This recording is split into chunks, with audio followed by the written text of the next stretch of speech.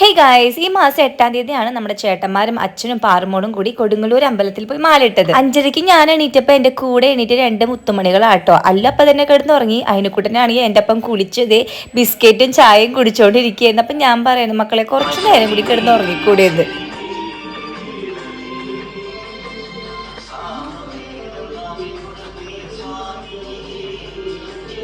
വ്രതം തുടങ്ങിയ പിന്നെ എന്നും രാവിലെ നമ്മുടെ MG അണ്ണന്റെ ഭക്തിഗാനങ്ങളാട്ടോ. അതൊരു അടിപൊളി വൈബ് തന്നെയാണ്. സിനിമാ പാട്ടുകൾ മാത്രമല്ല, ഈ ഭക്തിഗാനങ്ങൾക്ക് എന്ത് രസമാണ് കേൾക്കാന്നറിയോ. ഞാൻ ഇപ്പോഴായി പിന്നെയാണ് ഇങ്ങനെ അഡിക്റ്റ് ആയത്. എനിക്ക് ഭയങ്കര ഇഷ്ടമാണ് ഇപ്പോൾ ഭക്തിഗാനങ്ങൾ രാവിലെ തന്നെ കേൾക്കാനായിട്ട്. ഇന്ന് നമുക്ക് സ്പെഷ്യൽ സാമ്പാറും അവിയലും പിന്നെ കാബേജ് തോരനാട്ടോ. അപ്പം അതിനെ കൂടെ ചെറുതായിട്ട് ഉറക്കം വരുന്നുണ്ട്. അപ്പം അവൻ എൻ്റെ മടിയിൽ തന്നെ ഇരിക്കുകയായിരുന്നു. കാരണം രാവിലെ എണീറ്റല്ലേ, ചേട്ടൻ ശരണം വിളിക്കാൻ വേണ്ടിയിട്ട് എണീറ്റതാണ്. ശരണം വിളിയൊക്കെ കഴിഞ്ഞ് ചന്ദനൊക്കെ തൊട്ട് ഇവിടെ എന്തുണ്ടാക്കിയാലും അമ്മയുടെ ടെസ്റ്റർ ഞാനാട്ടോ. അപ്പം സാമ്പാറിന് പുളി കൂടിയോ ഉപ്പ് കൂടിയോ നോക്കാൻ വേണ്ടിയിട്ട് എന്നെ ഏൽപ്പിച്ചതാണ്. അപ്പം എല്ലാം കറക്റ്റാണ്. അമ്മയുടെ സാമ്പാർ എനിക്ക് ഭയങ്കര ഇഷ്ടമാണ്. അടിപൊളിയാണ് എല്ലാ കഷ്ടങ്ങളൊക്കെ ഇട്ടിട്ട്.